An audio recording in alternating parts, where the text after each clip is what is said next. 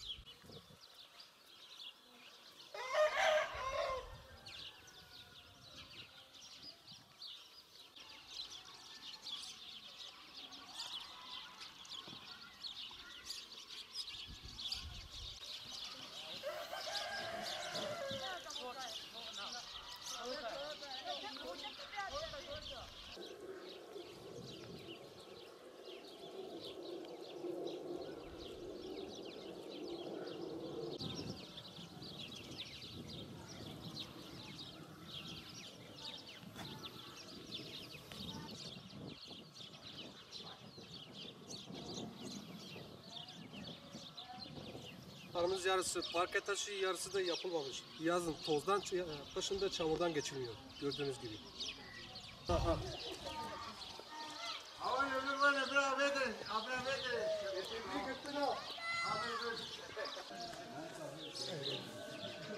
Köyümüzün halini görüyorsunuz. Sorunumuz bak bu köy olduğu olalı 300 yıldır biz burada yaşıyoruz. Sadece bir Türkiye Petrolü bir yol açmış bize, köy hizmeti 1 metrekare bize asfalt yapılmamış. Bak biz böyle durumlarda defalarca biz gidiyoruz, müracaattan bulunuyoruz. Bize yardımcı olmuyorlar. Ha biz de o yüzden biz kendimizi biz Beşiri'ye bağlıydık. Şimdi referandumla biz Batman'a bağlanmak istiyoruz. Köyün yarısı parke yapılmış. Yarısı da öyle şeydir, istabilizedir daha. 500 metre kalmış. 500 metreye de biz seferlerce gidiyoruz. Onlar bize yardımcı olmuyorlar.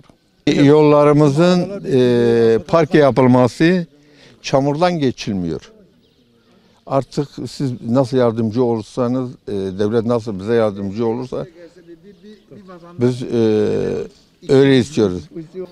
Bu köyde bayağı sıkıntılarımız var, eksiklerimiz var ama en öncesi yol çalışmasıydı. Yollarımız bir türlü, hele aşağı mahalle bir türlü asfalta çıkamıyoruz. Asfalt da bir köyün öbür ucunda var, o da dolamaçlıdır. Şehre gitmek için bayağı uzuyor. Şimdiye kadar ilçeye bağlıydık. İlçenin gidememesinin sebebi de yolumuz çamurlu olduğu için ilçeden ayrılmak istedik. İlçeden ayrılırsa ile bağlansak da yine sıkıntılarımız var. Yollarımız epeyce sıkıntılıdır. Çamur bu çağda biz çamurla bazen traktörle şimdi de traktörle gönderdik. Biz bir arabayı çamurdan çektik. Onun için her şeyden önce yolumuz. Ondan sonra kanalizasyon sıkıntımız var. O ileriki safhada olur. Yollarımız çamurludur. Çocuklarımızı okula yani bir kısım parke yapılmış. Köyün bir kısmı o zaman yapılmadı. Yani sanki iki şeyli olarak oldu. Bizim mahalle özel olarak bizim mahalle yapılmadı. Çocuklarımız okula gidip gelene kadar bazen çizmeyle, yani bu çağda bir çizmeyle onları gönderiyoruz. Ancak gidip gelebiliyorlar. Biz o yolların açılması, bir kısım daha açılmamış. Bir de en azından okula kadar asfalt yapılması veyahut parke, bir de yolun asfalta bağlanması için bir çevre yolu var bizim. O çevre yolu da asfaltlanmasını istiyoruz veyahut parke. İkisinden biri hangisi de olsa sıkıntı yok.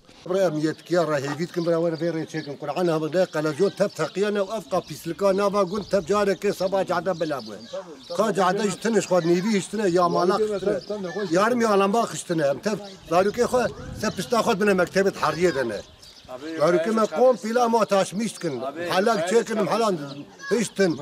Tamam ben hari çileş ko kezek men kare motoram çinese deve cadi. Yek siyasat mahalle gün siyasat mahalle. Am çıt xwazın ola birar iyi yetkili am juara ricat kin birar reyme vane ke çekin qalazyone me çekin.